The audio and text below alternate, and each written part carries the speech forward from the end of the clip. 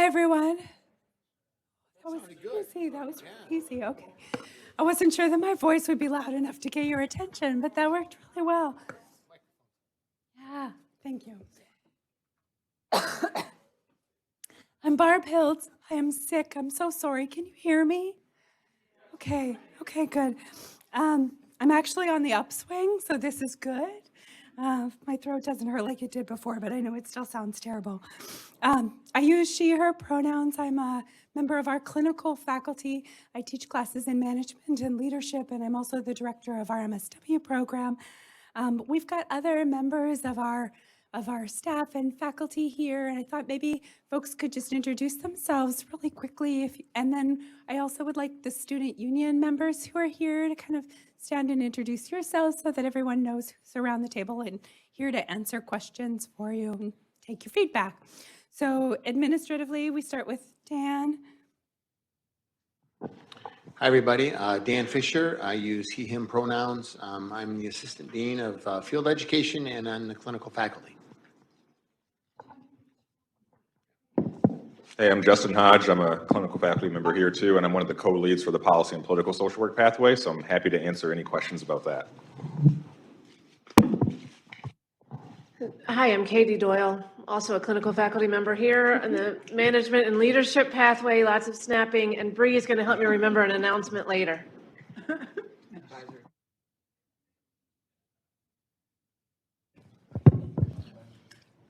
Hi, I'm Julie Cushman, and I'm a Leo lecturer here.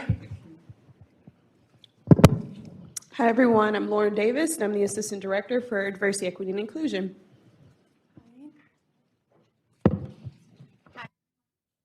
Not on. Hi, everyone. I'm Colleen Kareem. I use she, her pronouns, and I work in the Office of Student Services. Hi, everybody. I'm Odessa Gonzalez Benson. I'm assistant professor. I use she, her pronouns. There it is. Okay. Good afternoon. I'm Michelle Woods, and I'm the Director of the Career Services Office.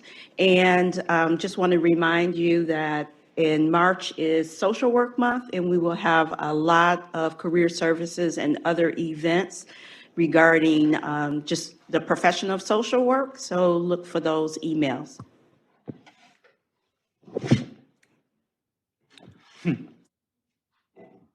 Hi, I'm Alejandro Rojas. I am the embedded CAPS counselor here at the School of Social Work. I use he, him, and his. Tim Collenbeck just walked in from Student Services. That was a great entrance. Okay, do you want to introduce Student Union? Hi, everybody. My name's Brianna Touch. I go by she, her, hers. I'm the SU president for this year. Hi, everyone. I'm Jasmine. I use she, her pronouns, and I'm one of the student reps. Hi, I'm Janae Ridges. I'm the treasurer. I use they, them pronouns. Hi, I'm Brianna Suggs. I use she, her, and I'm the vice president.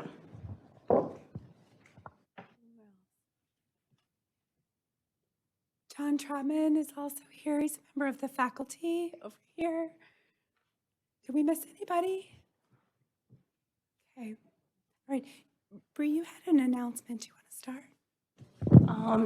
Yes, so as we are currently still recruiting, and Katie, you can talk a little bit more about this, for the Michigan Social Work Inclusion and Access Task Force, just sharing that information to see who's all interested in that. Katie, did you want to explain a little bit more?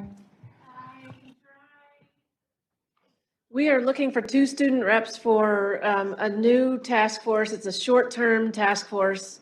Potentially, we'll get our work done in this semester, focused on inclusion and access in the school. One difficulty that we're struggling with is scheduling, and so we so far have been meeting or scheduling meetings for Monday afternoons, and so it tends to preference people that don't have class or work on Monday afternoons. But if you're interested in inclusion and access, talk to Bree. Awesome. Thanks. Are there other announcements from Student Union? So Also in the student lounge, I don't know if you all utilize that, we're in place of developing signs for the refrigerator and for the microwave usage. So be on the lookout for those, but we really want to ask that you all be respectful of that space. And we are responsible in keeping it clean as students. So just reminding that.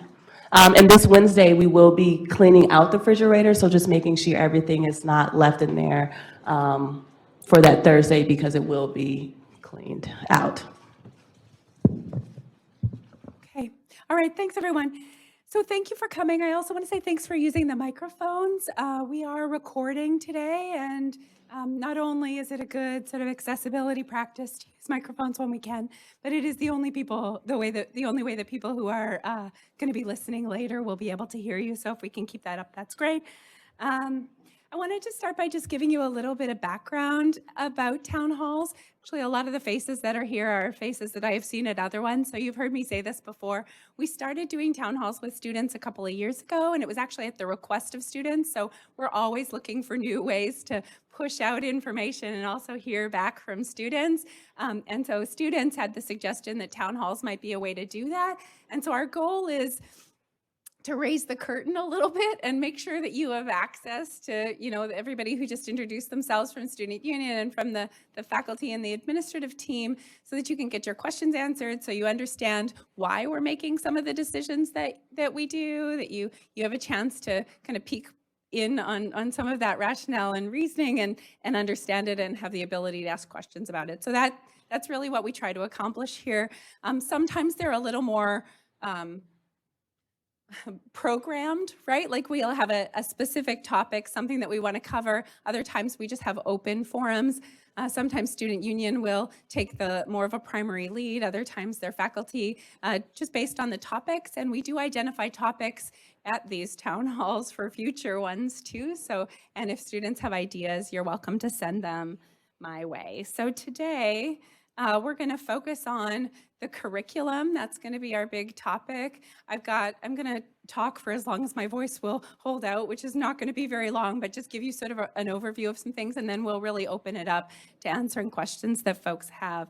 So we have a new curriculum that we've been working on for the last couple of years. It's launching this fall, and there are a few ways that this impacts you. So I think a lot of students have kind of closed their eyes and ears to this and thought this doesn't really apply to me, but you are the crossover generation, right? You're the crossover students between you entered in the old curriculum, but there's a whole new subset of students that are going to be entering this fall in the new pathway structure. So we wanted to make sure that you know it, you know the background, how we developed it, you understand the reasoning, and you understand how the new courses are going to impact you, because they will. So our agenda today is to give you an overview of the new curriculum. I'll give you a brief timeline and then go through the new structure. And then really I want to focus on the transition year courses. So we've done some mapping for this year. So what are the courses that you're going to see on your course planning worksheet? And what are the new courses that exist in the new curriculum that you're going to have access to this fall if you're 16-month, or this fall and winter if you're 20-month? So I'll go through the practice area classes, the practice methods classes, and I'll speak specifically to schools too, because some of the requirements there are changing. And then I want to talk to you about who to ask to get your questions answered, and then we'll open the floor. Does that sound okay? Anything else that you want to make sure we add to this agenda? Okay, we should have plenty of time, so be thinking about it and jot down a note if there's something you want to make sure we cover. Okay. So a little overview of the timeline. We got started on our new curricular reform in 2017, in the fall of 2017. And I always say that the place we started was to figure out what the edges of the box looked like. So we started with the Council on Social Work Education, which is our accrediting body, and asked them how much flexibility and room do we have to really create and innovate and do something new. And we found out that the box we live in is actually much larger than we thought it was. So we've had much more opportunity to do some creative and innovative things than I think we originally thought. And then we did some literature review. So we went out to the literature to see where is social work headed? Like where's social work now, but also where is social work heading? And we wanted to take not just a national view of that, but also a global view. So we didn't just look at the the grand challenges, for example, for social work. There are also international bodies that have looked at where is social work and social welfare and social justice headed, and we reviewed all of that as well. So that's where we started in the fall of 2017. Winter was really our stakeholder engagement focus. So you are a stakeholder group. We bookended that semester with retreats with our faculty. So we had one in January and one at the end of the semester, so 2 with faculty. And then we spent a lot of time with alumni.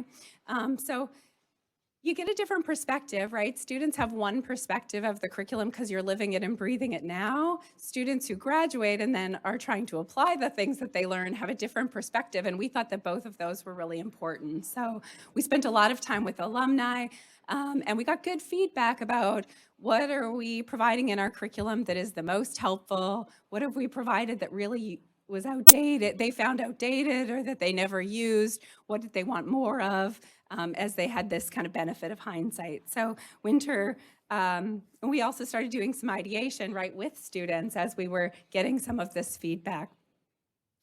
So we bookended the semester. So we started with faculty. Then at the end of the semester, we went back to faculty and said, here's what we found out. Here's all the things that we found out in the process of all of this stakeholder engagement. And then we spent the summer prototyping. So what are some ideas for what this could look like? And out of that, we found that we started talking about some guiding principles, and we ended up developing 12 guiding principles that guided us during the rest of our curricular development and will be guiding us as we launch this new curriculum. And we started prototyping what a new curriculum could look like. We started looking at models for that too. We ended up being quite inspired by a model that's used at the School of Information. So we looked at other schools of social work, but also other units that are not social work. We did more. So we worked over the summer. We went back after the summer back to faculty and said, okay, here's what we've come up with. What do you think? We got more students engaged. So this was now fall of 2018. And then we spent the winter and the next fall developing the courses. So how do we take all those ideas and actually package them into courses that meet the standards of the Council on Social Work Education? So we're a competency-based education, so we had to make sure that everything that we develop were in line with those competencies. And then at the end of the fall of 2019, we got all of this approved by the faculty. So we have now what the new curriculum is going to look like. So this semester, we've been in the preparing to launch phase, otherwise known in my head as chaos.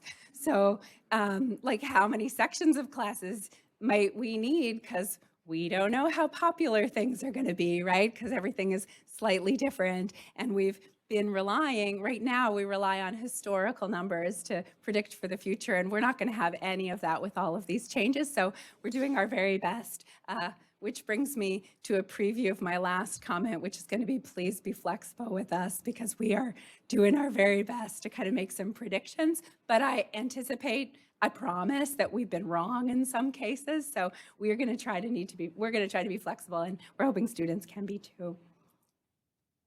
Does that make sense, the timeline? Do you have questions about that? So I'll tell you, I know sometimes students are wondering at what points were students involved. So really anywhere from here on, right? From that first semester, we were just kind of information gathering. Actually, even then we hired some students to help us with that information gathering, right? So maybe there hasn't been a spot where students weren't engaged.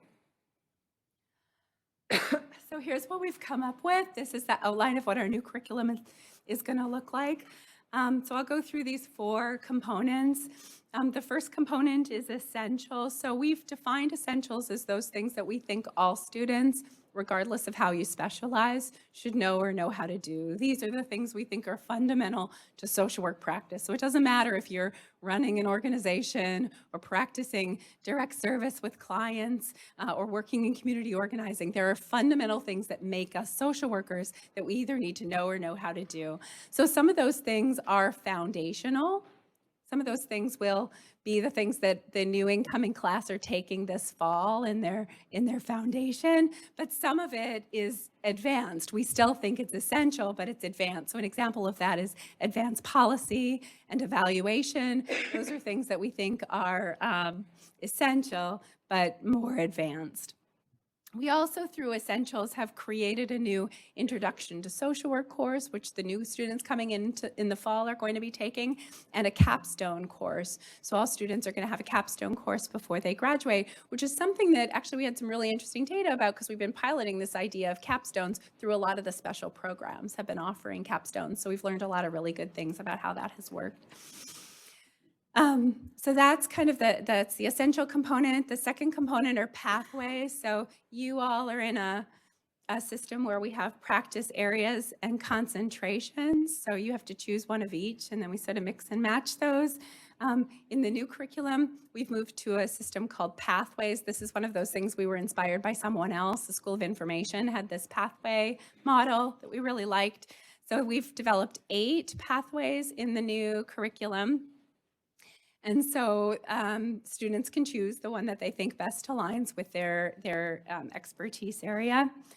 We're still going to have field experience, and one of the things we were able to build into the new curriculum is more electives. So one of the things we heard actually both from current students and from alum was they wanted more electives. We really were quite limited on electives with having to choose both a concentration and a practice area. So we figured out a way to increase electives for new students coming in.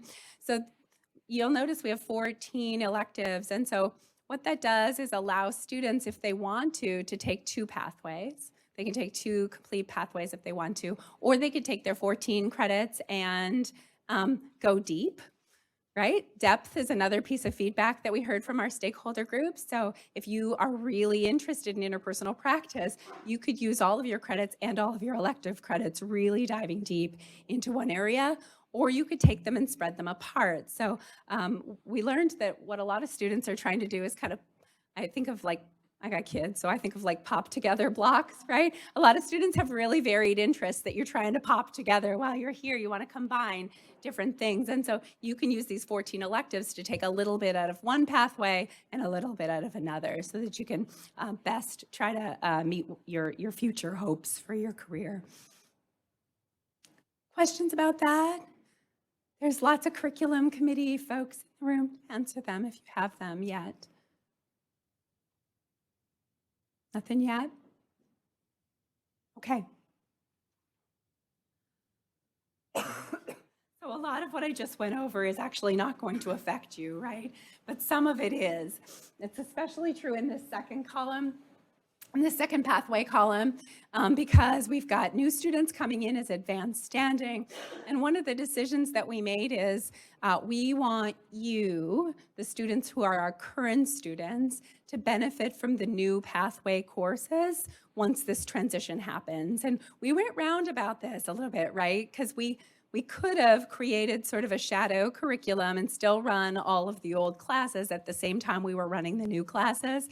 But we heard from students that you wanted the benefit of the new curriculum. So actually, I'll also say that you're getting the benefit even this semester. A lot of the faculty are trying out some of the new content in the courses that you're taking this semester. That's not exclusively true, but a lot of faculty, Justin is one of them, who's been trying out new content in the courses he's even been teaching this semester.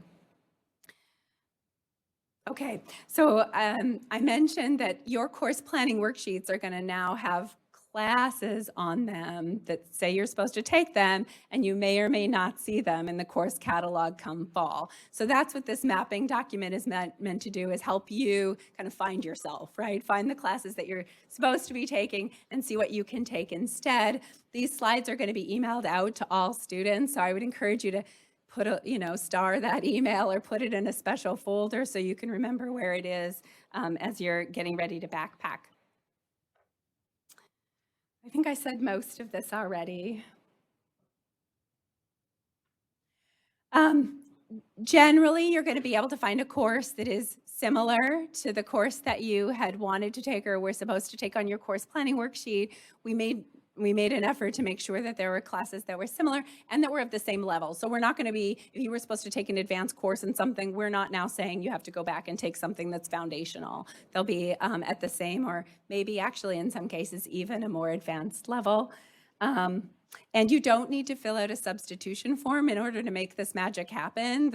Our goal is to take care of these things behind the scenes. So if this says you can take a certain class and it will count for your concentration, it will count for your concentration. I can't promise you that there won't be bumps and we won't make a mistake and send you an email, but I can promise you that we will work it out. Like we are saying, these things will count for you, so we'll work it out.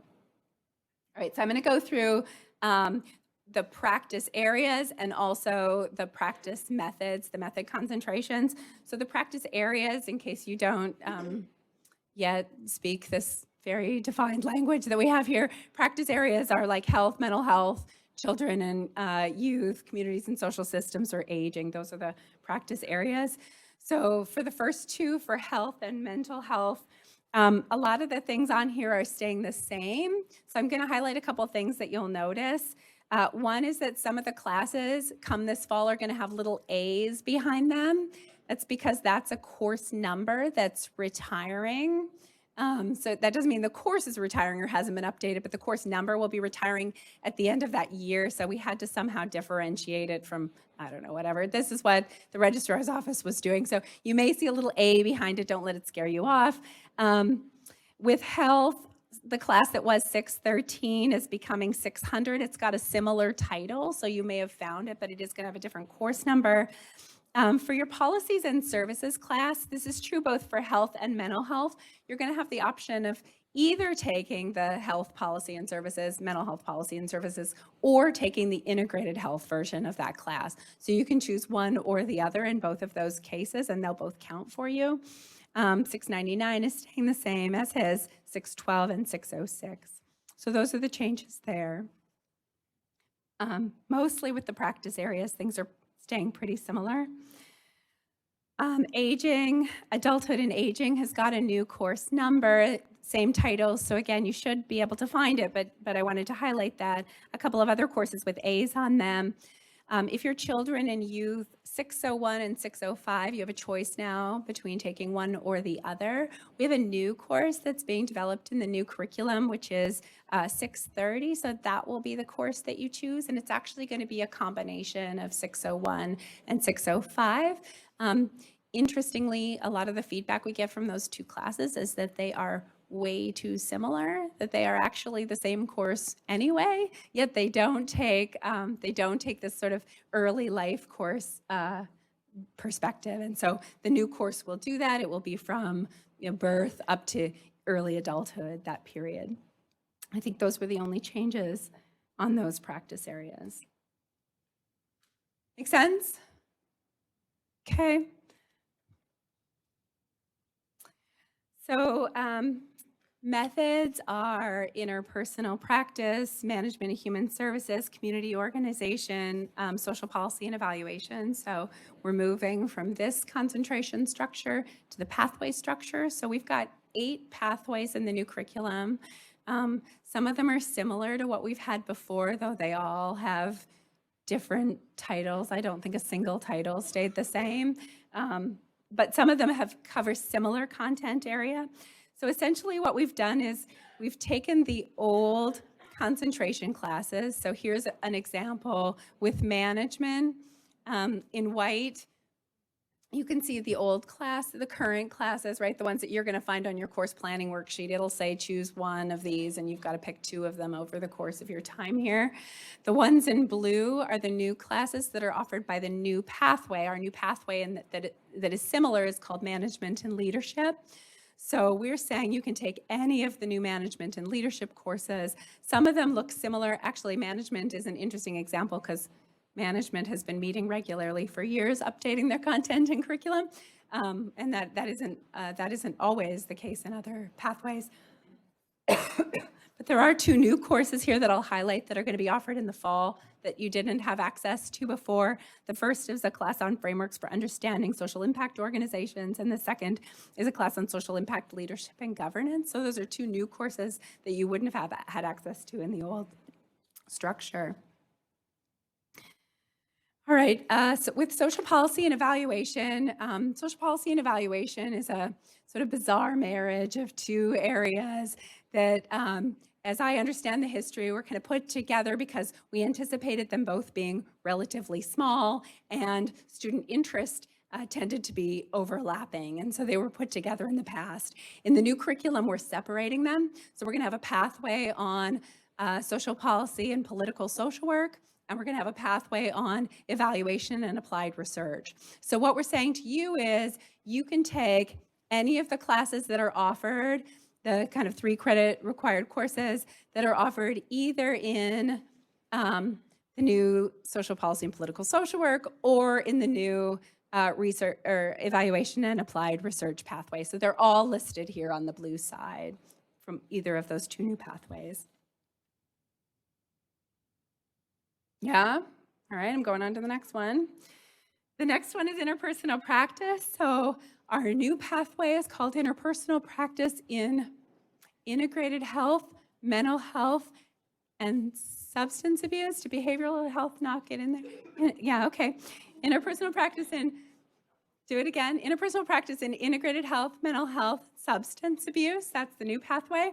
So again, listed in white are the current classes, listed in blue are the new classes that are going to be the required classes for the interpersonal practice and integrated health pathway. They all are going to have an integrated health focus to them. And I just met with the leaders of this pathway this morning. One of their big goals in the new curriculum is depth. And so they really are looking, and this comes from the work that they've done with students, they really are looking to go deep in these classes. So for example, there's a class just on assessment. So you get to go deep on assessments, and especially assessments in the areas that our clients are facing, the issues that our clients are facing the most. And so again, this was sort of in response to students. So that's not an offering that you would have had in the old curriculum. Community organization, our new pathway is called community change. So community change is incorporating community planning, community development, and community organization all in the same pathway. So you have access to any of the classes that the community change pathway is putting forward for this next year. I should say that this includes 3-credit classes, and it includes putting together some version of 1-credit classes if they happen to be on this list too. I think most of them are 3-credit classes, but I wanted to say that is a bit of a change, right, from what was available to you before. We have pulled some of the 1-credit classes that had been mini courses into the curriculum.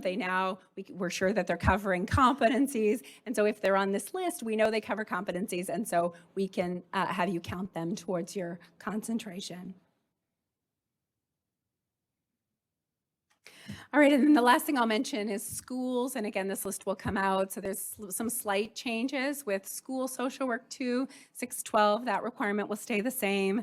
But the school social worker policies and services class is becoming a social work assessments course. And the interventions just changed its course number. But you should be able to find in this next year what you need in order to meet the requirements for your certificate. Okay. So we've done our very best with mapping, and also I'm positive we've missed something.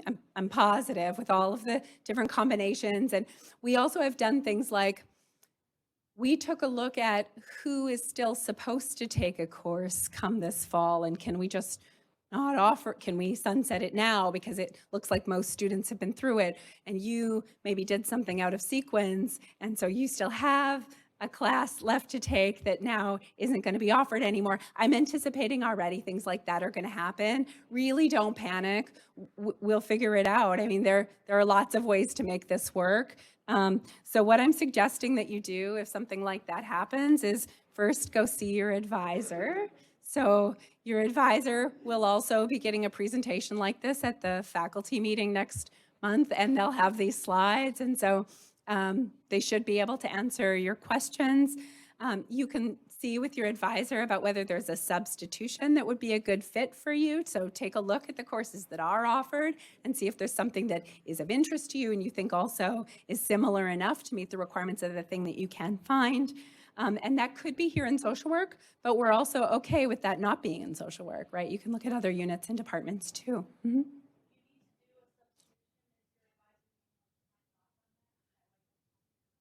Okay, the question was, if you need to do a substitution, does your advisor have to sign off on it? Is that why they're the person that you need to go see? They do. Your advisor signs off on it, and then I sign off on it. Yeah. You could also consider an independent study. So perhaps the content, I mean, you always can consider an independent study, right? If you're not finding what you want or that thing that exactly meets your needs in a semester, you're always welcome to think about an independent study. So again, your advisor can talk to you about that. And then if you still can't figure it out or your advisor is having trouble finding answers, you're welcome to come to me. Or you can send your advisor to me. That's okay too. I'm also happy to talk to that person. I would imagine that I'll be on the phone with lots of advisors this fall. We'll figure it out.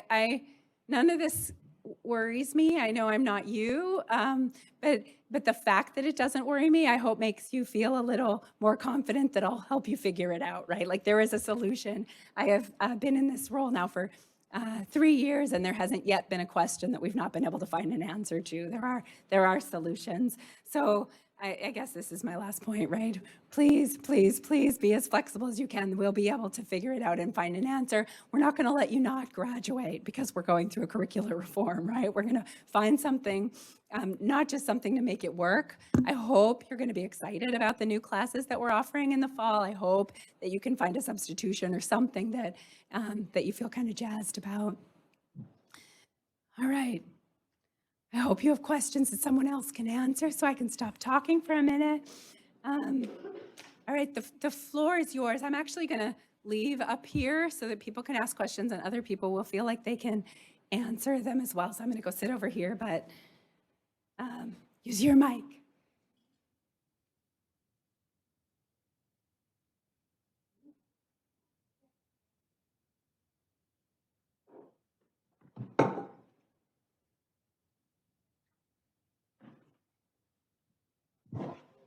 I don't know if this is the meeting where you're going to discuss the changes in the advising model, but if not, I think it would be helpful to have another town hall at some point to discuss that as well, because I feel like that comes up in my mind a lot whenever I'm in the committee meetings and then when I hear this information. I'll fill in for you, Barb, and you can add in as you see fit. We've been looking at advising for at least as long as I've been here, which is 3 years. I think probably for as long as Barb has been here, which is a little bit longer than that. And we've tried a number of different things to improve advising, but we continue to get feedback that it's not as helpful as we would like it to be. And we're really trying to take a look at advising models that work well for faculty, but most importantly, work well for students. Both our curriculum committee and the RAFSA committee have taken on this charge together. And one of the things that fortunately we're doing is getting those two groups together to be able to come up with some plans that we can present to faculty kind of going forward. And clearly that'll involve discussions with students. I think we had all hoped to be able to roll this out a little bit earlier than we're going to be able to. But I think we'll be looking to try to have something that we present to faculty by either the end of this term or hopefully by the fall that faculty are able to vote on. The models that we're taking a look at is differentiating what we would refer to as technical advising around classes and class structure to have it be where there might be potentially a small group of faculty that take on that role that are available on a regular basis to be able to meet with students. So you wouldn't have one faculty advisor that would be assigned to you, but you'd have this core group of 5 faculty that you could go to at any time to ask questions about courses and substitutions and many of the questions that I think you focus on. The other aspect of advising that we're trying to figure out is around professional advising, really more mentoring and how that fits in. And I think that's still the part that we're trying to be able to figure out. Many of you find your own people that you connect with either through courses. I know Justin does a lot of that. Barb does a lot of that. I think I do a lot of that. And we're trying to develop a clearer structure for students who need and want that professional advising as well, but how to be able to do that. So I think right now what I'm anticipating that we're looking at is potentially splitting those two responsibilities. class in technical advising from the professional advising, so that professional advising can be more matched by your needs and what you would want. But I think that's where we're at in the advising process. Barb, I don't know if you have anything you want to add to that at all. And then maybe I could ask someone that's been on the curriculum committee to talk a little bit about the role that pathways might play in that professional development. Katie or Justin. So the only other thing that I would add is just an acknowledgement that one of the things that became really obvious to me, I've been in this job almost as long as we've been doing curricular reform, so pretty much as long as I've been here. We heard really consistently is that advising is uneven. So some people are incredibly happy with their advising, that it meets their needs, they're getting what they're looking for, and other people are just not, like they never see their advisor, or just the style. Advisors have different styles too, just like your teachers have different styles, right? And sometimes it's just a mismatch. So I wanted just to say out loud, because this appears to be a secret for some reason, you can change advisors any old time you want to. If you click with someone and they're willing to take you on as their advisee and they're a member of our governing faculty, you can switch to that person. You don't hurt anyone's feelings, I promise. Students are often worried that somebody's going to be mad. Nobody's mad about it. Students, I have both students who come to me to be their advisor and students who go to someone else to be their advisor. It really happens a lot, and nobody's going to be offended by it. So once you settle in and you've clicked with someone, you can make decisions like that.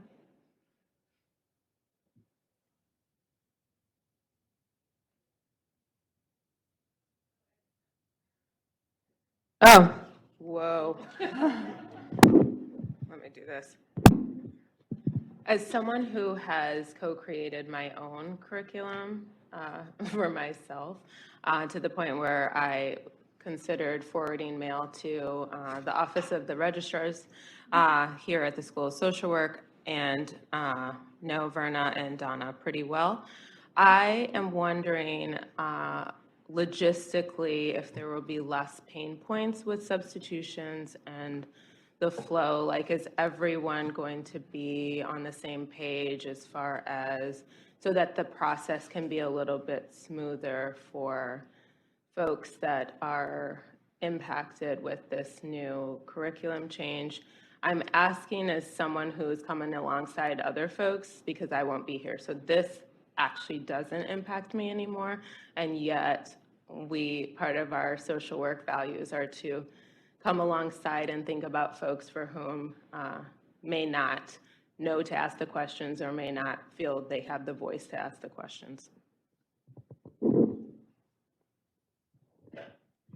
I'm going to answer your question about 5 different ways, so maybe I'll pick the wrong one.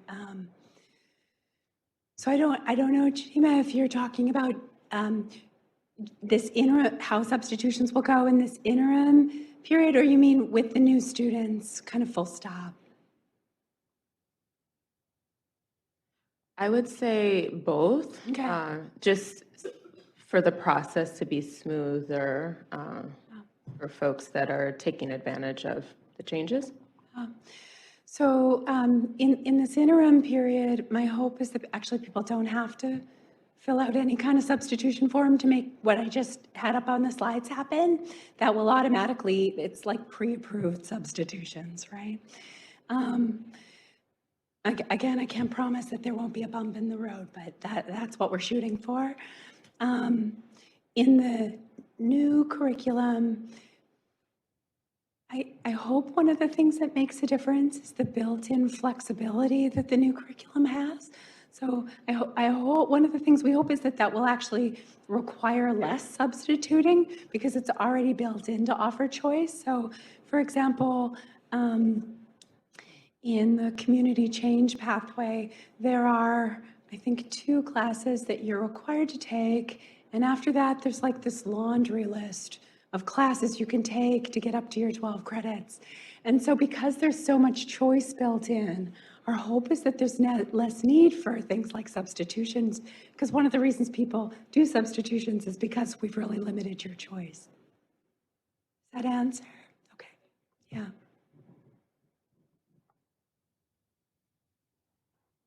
I also just had a question. I just wanted the information to be made available of the pathway leads, like who's working on curriculum. Because I know the 500 level classes are still being constructed, so if people are interested in that, like research-wise or otherwise, just having that information. Also, if they just have questions in general about the classes that have already been formulated. Okay, nobody is helping me out here. Oh, yeah, sorry, Barb. I mean, yeah.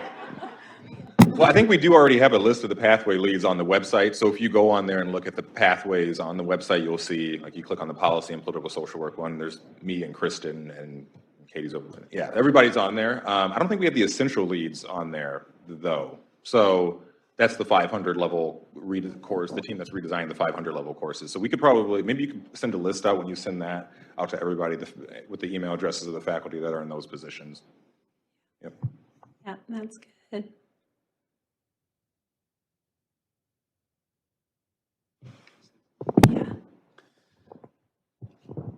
We just met with the Recruitment Admissions Student Services Financial Aid Committee yesterday, and there's a subcommittee that has been formed to look at advising to do the liaison with the curriculum committee on this. And I do think that one of the major issues is how can we improve on the number of people doing advising that have the technical knowledge of things like the substitutions, so that it's an easier process for students to look at doing some of these innovative things with their curriculum schedule that people have always enjoyed being able to do here in the school. So that's certainly one of the major goals of that change. Having said that, I think there's a lot of detail that was just presented to everyone, and there are going to be questions. And one thing I just wanted to make sure everyone knows is that you can come by our office if you can't find an answer. Sometimes faculty advisors are very busy, sometimes they're out of town. Barb's only one person, so feel free. If you can't find an answer and you really need it, especially as you get into your registration time, please know that we're available. And if we don't know the answer, we'll do whatever we can to find the answer.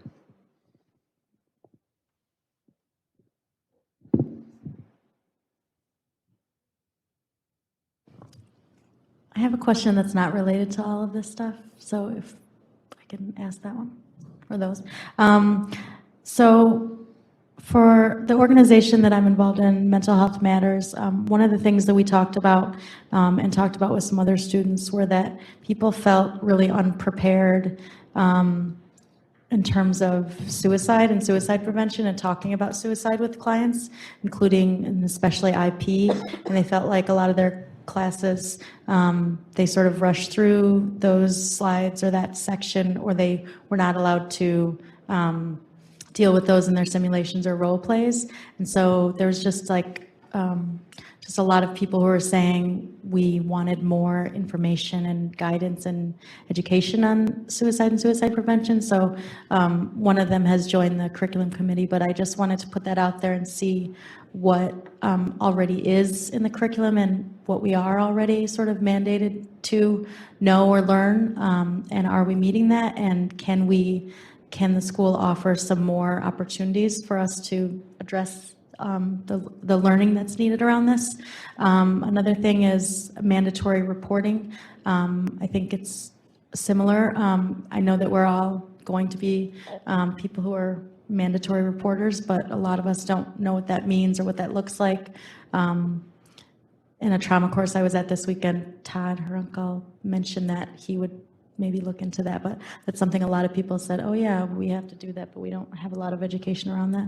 And then finally, I don't know if everybody knows, but I talked with someone who I think is involved in Central Student Government, who said that they have been working around getting more therapists and CAPS, and that they're going to vote in June. There's going to be some voting in June, and it's very likely to pass that there will be a lot more CAPS therapists hired pretty soon, as well as moving to the embedded model in all the schools on campus. So I thought that was really important and good for us to know. I don't know if and when they're making that announcement, but I just wanted to put that out there because it is going to happen. They also recognize that because of the elections coming, that that's going to be a need, and that they're hoping to decrease the wait time at CAPS to just 1 week. So I thought that was really a win, and I didn't hear about it except for because I'm having this meeting with this person. So just wanted to let people know that and see.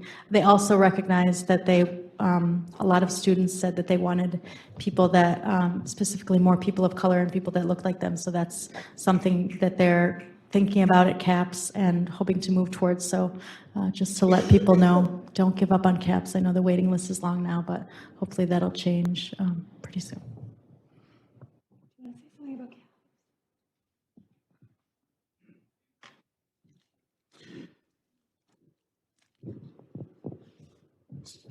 So to kind of add a little more context to what you're saying,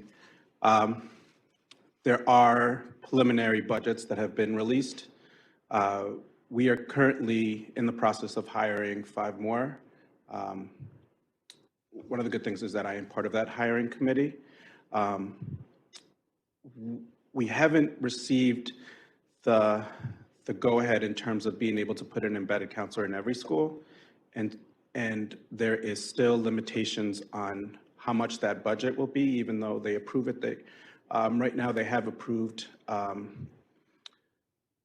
more training positions, so another post-MSW, another intern position, and as well as postdoc and doctoral interns.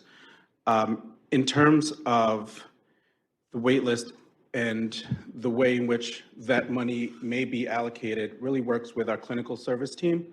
And there is a changing model because one thing that is very clear is that we're not going to be able to hire a way out of the current need. It's something that has been continuously every year. As not only admission grows, so does the need.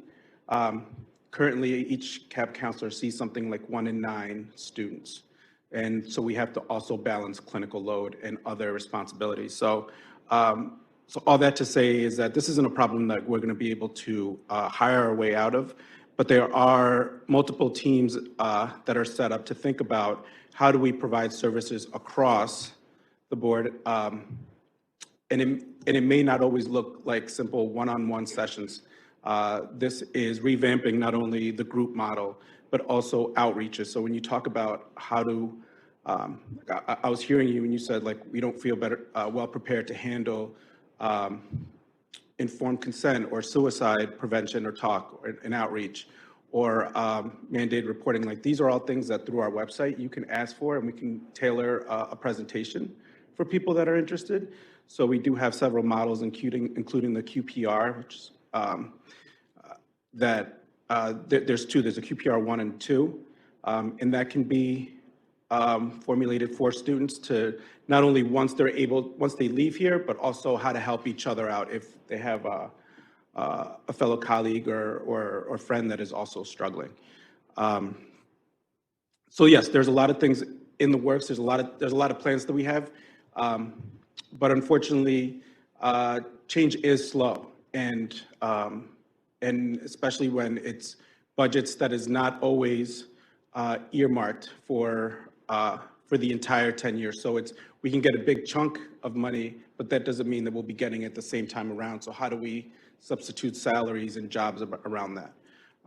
So yes and no, that we will be hiring more staff, but not enough where we can hire ourselves out of this situation. But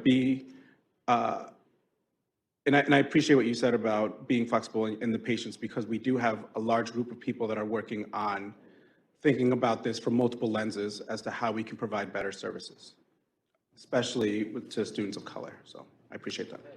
And I think just to add to that, I know that CAPS and one-on-one therapy isn't what everybody wants. I know that there's Wolverine Wellness and the Wolverine Support Network, which offers like sort of groups, and I know the Depression Center and CEW offers meditation. So I think that there are other things out there. And one of the things that Mental Health Matters is trying to do is help people know what some of those resources are. And maybe that's something we can push onto, is making some of these clear. And I know there's a mental health task force of Rackham. And I know that there was a conference for students of color and mental health, and I think there was a wellness and color event right before that, and I don't know if that group was still meeting or what's happening with that, but maybe that's something we can think about in terms of moving that conversation forward, because it seems like it keeps coming back to students of color and mental health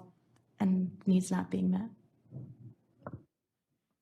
I think to address the other parts of your questions around training around suicide assessment, around mandatory reporting, I think that we recognize as we kind of went through this curricular reform that those are some gaps that we had.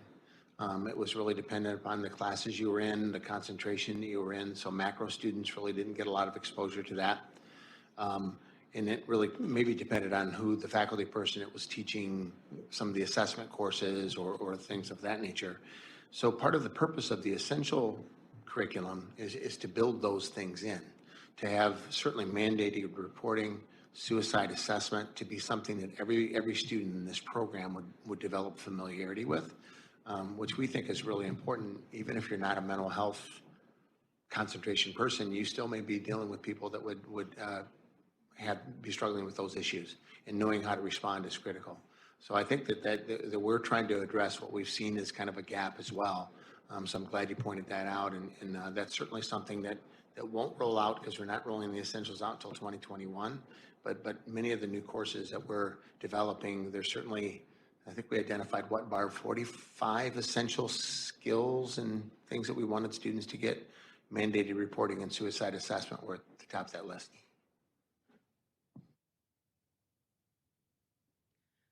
So I'm going to piggyback off of my colleague talking about mandated reporting. So one thing that struck me more this semester than last semester was what I've identified as another gap is pods. I see it on syllabus everywhere. And when I specifically asked some of my instructors about that area, I have been met with, I don't want to say resistance. I'm not quite sure what it is. Perhaps it's a lack of understanding or awareness on their part. For example, briefly, I'm in a DSM-5 class right now, and there was a medication, gabapentin, Neurontin, that has now is a scheduled drug. And the reason it's a scheduled drug, so hopefully, because I'm with colleagues, I can speak freely, is largely because white young people have been abusing that medication, and that medication is used for diabetic neuropathy, which we know that diabetes does tend to affect Black people. And so elderly Black people are now being impacted by a medication that is no longer as easily accessible as it once was, because it's now scheduled. And when I asked my instructor about that, is this something that we might talk about in the semester, I was met with no. That is a perfect example of how pods could be infused in a conversation, even if it's one or two conversations about the broad implications of, war on drugs, et cetera, et cetera. So that led me to think, not only do we have a systemic, institutional, structural racism problem, both in this institution and broadly, we have a connect the dots problem, because everything is actually quite connected. And so when we're talking about mandated reporting, I feel like, and data supports this, that some of us are not concerned about mandatory reporting. Some of us feel very comfortable to report specifically like Black mothers, right? And Black mothers have most CPS cases opened against them, disproportionate to the rest of the population. So it's hard for me, and again, I'm leaving and I'm putting this out there for all of us to think about, because this is all of our responsibility. It's hard for me to feel comfortable with some of my colleagues who are going to graduate with the same MSW as me, and there's a lack, like, there's not a consistent, we're not having consistent conversations across the board. So are some instructors talking about pods? 100%. Are some equipping their students, soon to be future colleagues, with what they need?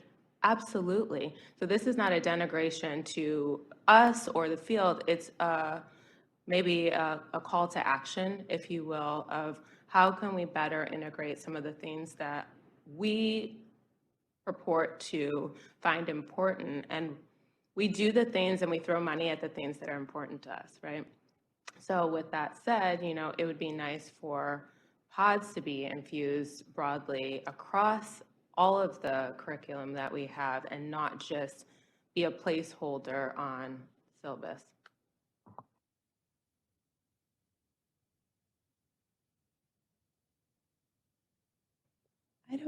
I don't know if you were phrasing that in the form of a question or if you wanted to be heard. So let me ask that first. It's a question of, is that on the radar also? Yeah. And it is a statement Yeah. of fact. Yeah. What? Barb, I can try to answer so you don't have to answer. And then you can step in because I'm not going to, yeah.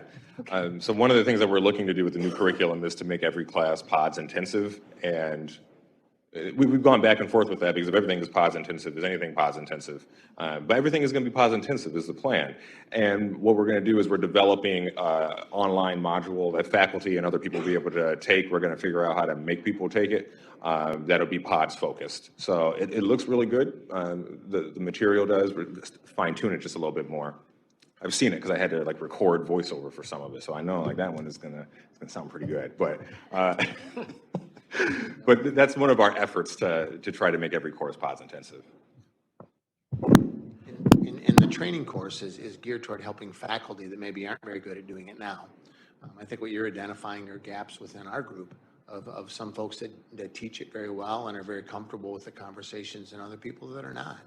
And so we're trying to get faculty really up to speed to have kind of a consistent approach in the way we have handled discussions like you brought up about gap appendant, for example. One of the reasons that I asked if it was a statement or a question is that I believe it to be true.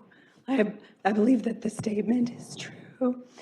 I think that to get from where we are now to where Dan and Justin just described we want to be, there's a cavern, right, between the two. And I think it's going to take more than an online module in order to get us from here to there. I think that is one thing we can do, right, in the kind of march forward. Even the question of requiring everyone to take it, admittedly, I stand behind the idea of requiring everyone to take it. It's going to be a prerequisite for teaching at the University of Michigan School of Social Work. And also, we know that data would tell us that mandating a training doesn't change behavior. That's not what changes behavior. So, while I think it's a step forward, I think it cannot be the only thing that we're doing. So yes, we have said every class. Right now, only certain classes are actually, and students don't know this because there's PODS questions on all of your course evaluations, but actually only a certain subset of courses right now have been designated as PODS intensive courses. We don't want that to be the case. I don't know how you teach social work and social justice without everything. I teach budgeting and fiscal management, so for heaven's sake, if that can be a PODS intensive course, all of our courses can be PODS intensive courses. So that's what we're working towards. But still, I think we run this risk of saying, okay, they're all PODS intensive. They all have these great statements on their syllabi. It's all about implementation. And so there's got to be, we've got to make a commitment to doing it. And then there's got to be this sort of uniform training. There's also a group that's meeting about how do we assess for this? So how do we spot check what's actually happening in classes. What does that look like? We started doing course observations this semester. I don't know, maybe in some of your classes you've had observers come in. Is that a vehicle for kind of spot checking some of this? And I'll tell you, we've noticed it when we've been doing those course evaluations. A lot of the feedback we're giving faculty are, here were 3 opportunities that we see in your class that could have been opportunities to sort of step into a conversation about pods that we think you missed, or that you might want to think about next time, or how that might generalize to other courses. So that's one thing that, you know, we're thinking about could be kind of layered on top of this. It's also about hiring, who we bring in, right? And how we train those folks to the culture of the school. I was talking to somebody in this room recently about like my eye is on the prize, but the prize is a long way away, right? We've still got a lot of work to get from here to there. Everybody on our curriculum committee, I would say, is incredibly committed to moving the boat in that direction. If people have other ideas about things to do, I mean, there's a whole committee that's working on how to assess this, right? The Praxis Committee has been charged to do this, so there are ways to engage in that conversation.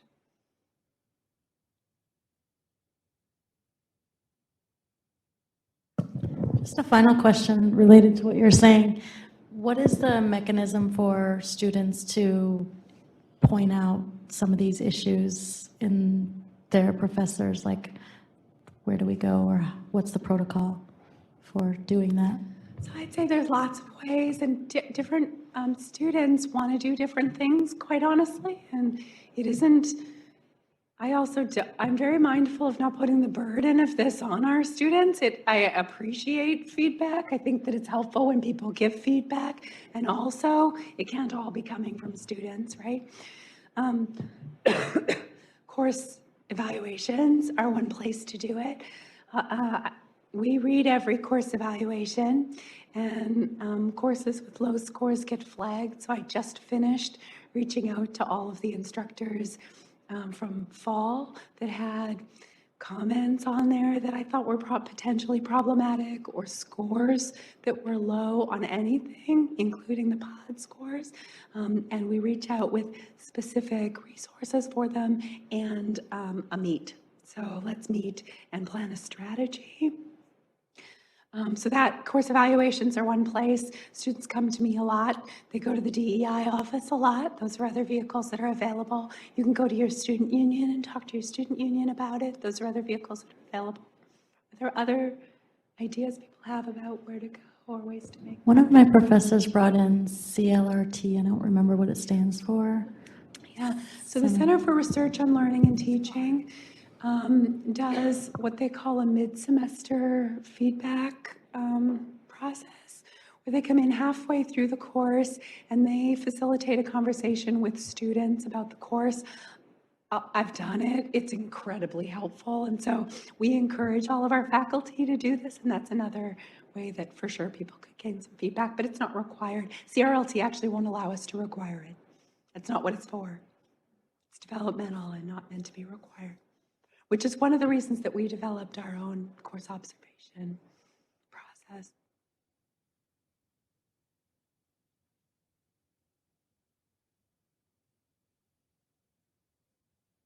What else? If I have pathway questions about courses, that might be a good thing to ask about. I can answer them. So, just thinking about what the political social work pathway is going to look like. I know currently we do have a political social work certificate program rather, and I was kind of told by people who, obviously not you because you're kind of like the person who's sort of running a lot of it, but just other faculty, like, oh, you don't want to be into that. That's for people who are trying to run for office. And I've talked to alumni of the certificate program and don't agree with that like representation, and think that it's useful for a variety of applications. So I guess just broadly so that made me start considering again. So I'm just wondering, like, is the certificate program now going to be absorbed into the pathway? And what is, I guess, generally the guiding framework for political social worker that you're using while developing this new pathway? Well, I appreciate you telling people that they're mischaracterizing my certificate program because that's a mischaracterization of the certificate program. So we're going to be relaunching that program probably in a month or two. We're piloting it right now, so it's designed for continuing education, and it's not going to be absorbed into the MSW program because it is designed for continuing education, people that need credits to keep their license active. We've had students take it before, so I think you probably talked to some students that did it. When we did it before, we were able to offer a student rate for it. We're not going to be able to do that. I don't pick the rate, but we're not going to be able to do that. It's not cost effective, but it's going to be much cheaper this time around, so I hope students will still participate in it. So the difference between taking that and then participating in the policy and political social work pathway is that the certificate program is an online thing. It's about 20 hours of pre-recorded lectures, and then people on a monthly basis can have a conversation with me to ask questions. The topics range from, one of the things in there is tools for running for office, but there's a variety of other things, voter engagement or getting people registered to vote, which is something that I would hope all nonprofits would work on doing, doing advocacy work and other forms of policy work. So there's a variety of things in there. In terms of what the pathway looks like, so all the pathways are 12 credits, but this one is three credit required classes, and then you have 3 credits left over for some form of elective. And in the 3 classes, so if you're here right now, you could take the whole pathway because Kristen Seefeld is piloting one of the classes this semester. The one that she's piloting is the Theories and Principles of Socially Just Practice class. So that one gives you a lot of background into theories and principles that you could be using for your policy work. We designed that class to be one that people would take in the School of Social Work, and then to give you a social justice grounding and doing policy work. So then you could go and take policy classes outside of the School of Social Work and still, because it's a lot different if you take a policy class outside the School of Social Work. So you would take that one and then you'd be well equipped to take classes outside of there. I've piloted the other 2 classes twice, and over the spring-summer semester, I'm piloting the other 2 again for a 3rd time. They have the old course numbers, but they'll still be there. So one of them is the policy analysis class. It'll have a new name. It'll be Methods for Socially Just Policy Analysis, and that's a good class for if you think you might want to be a policy analyst. And the thinking behind that class is I've designed it so all of your assignments are some form of deliverable that you would use as a writing sample. And I've had students use writing samples from that class before, and they've gotten good jobs doing it. So it works. And then the other class is the political social work class, and it focuses on the 5 different domains within political social work practice. So that ranges from engaging in electoral campaigns or ballot initiatives, running for office, doing voter engagement, helping people set their policy agenda, and a variety of other topics. And then you have those 3 other electives, which you could use either for electives that are within our own pathway. So we have a class that you can take. It's like a simulation where you'll be role playing as a legislator or a stakeholder. And then we have a variety of other 1-credit policy classes, but you could also take classes in the other pathways that we said, this is relevant for either of these forms of practice. Or you could take a policy class outside the School of Social Work. And since you took the Theories and Principles class, you'd be good to go with that one. Or you could use all 14 of your elective credits and then really dig deep into it. Really Answer glad all your that questions? Is that? I'm really glad that you asked a question about certificate programs. One of the things that we heard a lot in the course of this curriculum development effort is that we wanted to do, first of all, 1,000 more things than we can do, right? And students were saying that they're about to graduate and they feel like they barely scratch the surface. That's true. And also, I think you'll feel that way for your first 20 years of social work practice, that you're still learning and barely scratching the surface of knowing everything. And so continuing education is built into social work, right? You're required in order to maintain your license to keep doing it, because this principle of lifelong learning is something that we consider to be a really core social work principle. And so there are a number of certificate programs that you could be thinking about now. Like maybe you can't squeeze it all in during your time, but do be taking a look now at certificates that are available later. There's one in sexual health. Katie Doyle and I are developing one on management, social impact management and leadership. There are a lot of, there's one on mixed methods. There's a lot of certificates that are available and just courses that are available later.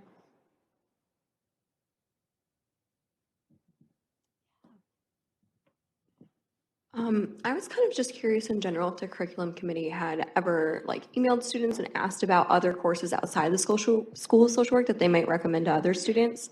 I'm in Kristen's pilot course right now, and it pairs really well with a urban planning course I'm taking currently, and it has a really weird, I think, intimidating kind of title that might turn other people away from it, but it's really good, and so I think that might be something to maybe seek out like input from students who are in maybe interdisciplinary courses currently that might pair well. That is such a good point. So we have here a database of those kind of classes that students and faculty have identified from other units that our students have really appreciated. And it has been sitting stagnant for, years. We haven't really made that kind of out in public. And so one of the things that the curriculum committee is looking at right now is, what do we do with that? Is there a way to actually get that out, updated? Who's responsible for it? Do we have pathways? Consider those in the future? Do we link them on the pathway page? As a stopgap, I'd love to know what that course is, but yeah, we are working on it. Could you email me and Kristen that course so we can put it on the webpage for it? Cool, thank you. I would just say, in addition to that, the pathways are trying to do that and get a sense of what's happening outside of the school that are relevant to the pathways. So I think in the interim, the pathways will hold it, but the other piece that I think that bears noting is in the new curriculum, there are 2 credits that are required to be interdisciplinary, and some of our courses will be designated as an interdisciplinary course that will have folks from other disciplines in it, or you take 2 credits outside of the school to fulfill that requirement. So we are looking at interdisciplinarity as a way, as a requirement for graduation, and we are struggling quite a bit with how do we keep track of we have trouble keeping track of our own courses, and then how do we keep track of what else is out there and how it went for students when they took it. So do email that to Justin and Kristen, but at the moment, the pathways are trying to collect some of that information and carry it. And we want that to end up in the database so that we don't have 2 separate lists.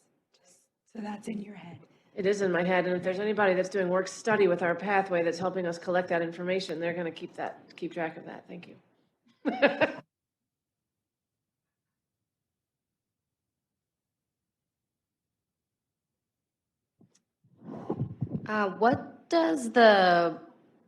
What does a special program look like in these new pathways, or like people who are in special programs now, how do they fulfill requirements? If, like, for instance, I'm a 16-month student, so next year, what am I gonna do?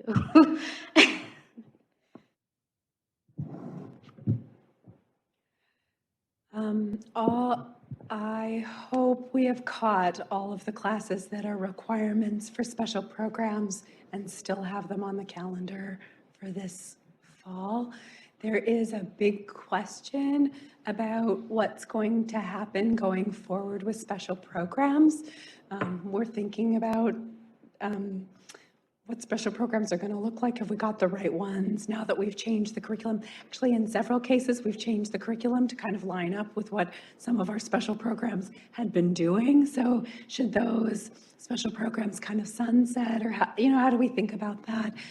There's money attached right now to special programs. We're thinking about, should that be separated or not? I mean, Tim's office would tell us that there's recruitment value in having these special programs and having money attached to them. So that's a consideration. So this year, the dean is pulling together a group of people to look at sort of the future of special programs. But for those of you who entered in one, you should still find the same things that you were told you need to take available for you.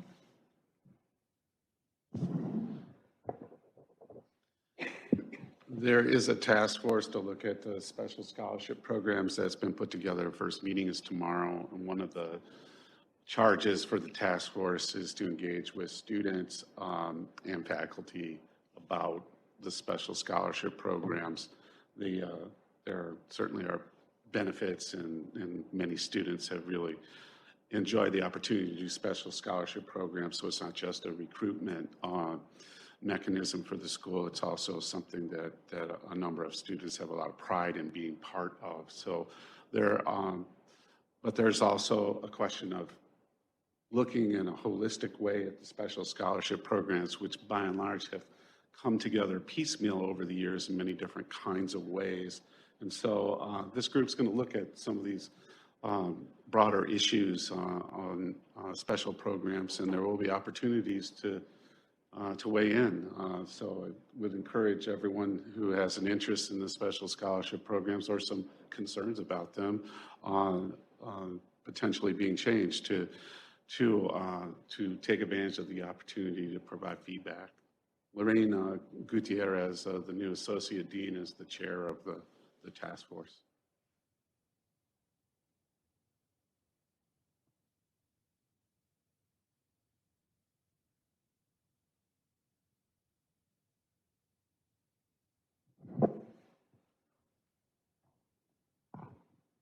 I had a question about field seminar and how that's changing, and also just across the pathways, because I haven't heard field really talked about, but how that's going to be integrated throughout the new curriculum changes.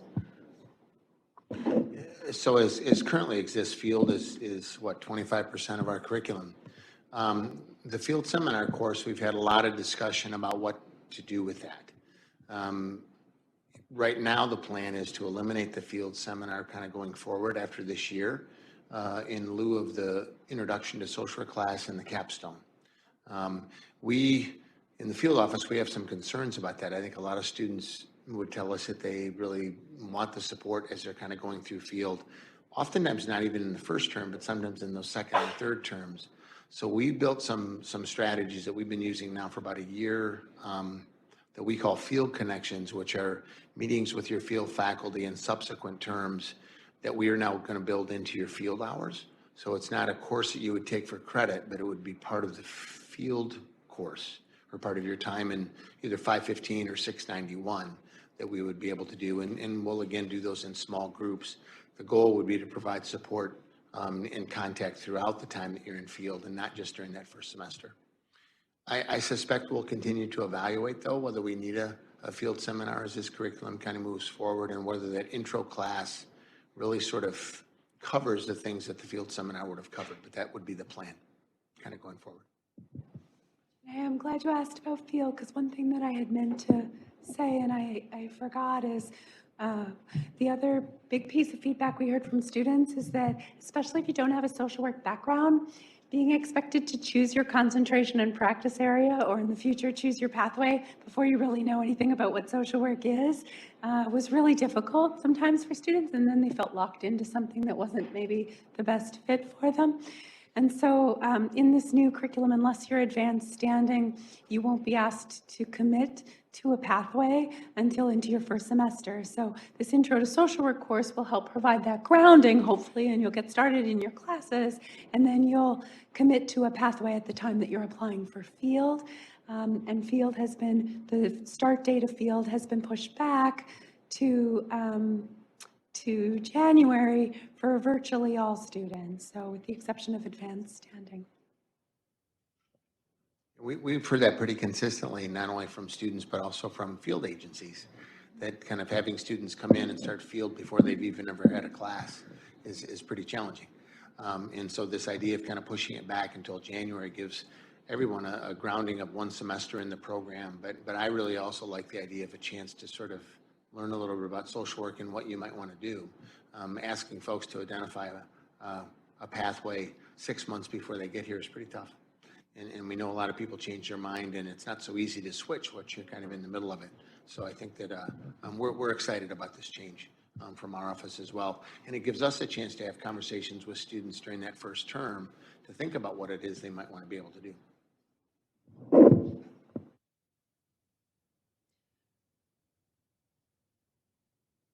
The question is, will there still be 16 and 20-month options? And there will still be both of those options. It's just that folks won't start field. 20-month students who now start field right away in September won't start until January, so they'll all start with 16-month students. Yes, so that main change, I think, in field schedules is for 20-month students. So instead of doing field in your first year in both terms, and then also in your second year, you'll do 20-month students who do one field placement starting in January, kind of do that foundation field in January, and then go back hopefully to that same agency in the fall.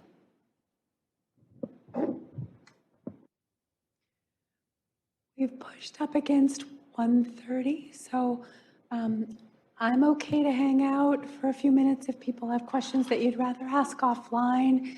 I really appreciate everyone coming. I appreciate your commitment to social work education.